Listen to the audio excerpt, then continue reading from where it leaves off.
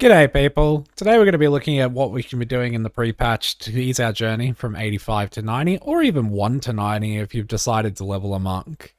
There's a few things here that's going to really boost like your progression early on in the patch, and then a few things that are just going to be there forever. So let's get into it. So first off, what are the main things that you need to be doing right now? Well, you need to be leveling your characters to 85. If that's your main character, your alt characters, or anything you're going to be potentially leveling in Mists of Pandaria, you should be doing that now. It's probably the best use of your time. These are basically done in order to what you should be doing right now to give you the best chance in long-term impact. So first off, we get our characters to 85. Next, we need to max our primary professions. We need to make sure that we are primarily going for engineering. Engineering is the king of Mists of Pandaria. I would suggest if you are raiding on that character, taking engineering. That means you need to be gathering all the mats now to level that to where it is now, and then getting some pre-raid mats now, so when it does go live, you can just get that, a little bit of a boost on the way up.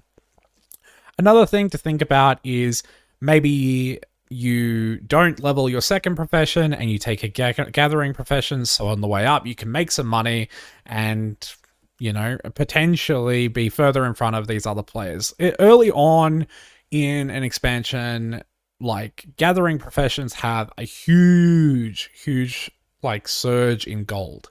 They taper off towards the end, but they are very powerful at the start of a patch. So I would recommend taking engineering as your primary profession if you don't already have professions on these new characters that you are playing. And then you should definitely look into a secondary gathering profession for the time being until, you've got a good stockpile of gold, and then probably switch over. Another thing we should be doing is making sure our add-ons are up to date. We've got our UI set up. We're not going to be hitting those lure errors as we go into the patch. We definitely don't want that happening. And then also looking at things like Rested XP or Questy or things of that nature for questing guides, just to ease that process through. If you need that, that is there, but primarily just make sure your UI is set up so you aren't having to do that on the day. Next thing to do is to save up gold. So at the moment, there's some really good gold making opportunities in old raid farming. So you can go to like Black Temple or any of those TBC dungeons, and each one is roughly netting you about 400 gold per run. So it's definitely a good thing to go do a few of them to get like 1500 gold if you did most of the dungeons down there, if you can actually do them. Another thing not on the list that is important, but can be sort of forgotten because it does become pretty irrelevant pretty quick, is getting extra gear. So getting extra gear in this patch is really easy with the Twilight dungeons, so you can get up to a decent item level pretty quickly. I would suggest doing that. The main things you want to be looking for in that regard is making sure that you get the weapons and the trinkets. They're going to last you the longest throughout the leveling journey. All the gear and incidentals will probably go to the wayside. The other thing that I think that is valuable is right now, consumables are very cheap on the auction house and will help you all the way through. So I'd recommend stocking up on health pots, damage potions, and flasks for your journey up to level 90. It's definitely worth your time to do that. It will save you a lot of time in the long run, especially if you are doing those dungeons. That's where your main time is going to be gained, because you'll get through those dungeons a bit quicker, and if everyone does it, it's great. So next thing on the list here is make sure you've capped your justice and honor points. Now, why? The main benefit is you're going to be quite undergeared when it comes to the end game at 90, and just being able to get two pieces from each of these each of these currencies will allow you to potentially just get into LFG a lot quicker. It will just make sure that you have that currency there to fill in the gaps on your gear, and that way you can just get into the LFG and just start spamming to get your pre-raid bis like as soon as possible. Otherwise, it might take you a few hours to actually get the gear from normals, etc, etc. You're gonna have to farm the justice then.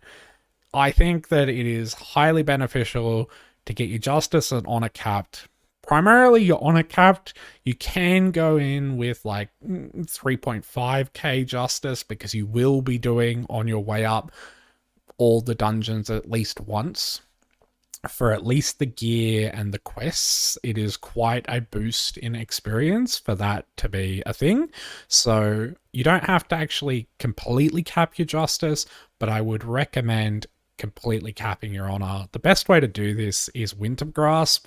It hits at 12 p.m. on your server time, and then every 3 hours after that. So basically, on those 3 hour intervals, just get in there, lose if you have to, win if you can, and you'll be earning around, I don't know, 1,000, 800, 1,000 on a loss, and, you know, substantially more if you do win.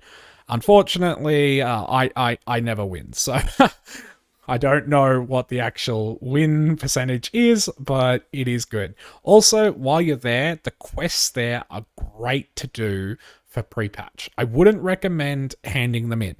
If you can get the quests done in Wintergrasp, they actually award a fair amount of XP for your pre-questing journey. This is also the same in Arctic Valley. If you haven't done those quests on these characters, Arctic Valley gives a really, really good quest XP. It's like 250,000 XP, somewhere in that ballpark. So I would recommend doing those quests. Another huge thing is Tolbarad. Now, the Tolbarad win is insane amounts of XP for a pre-quest. You should definitely be doing that.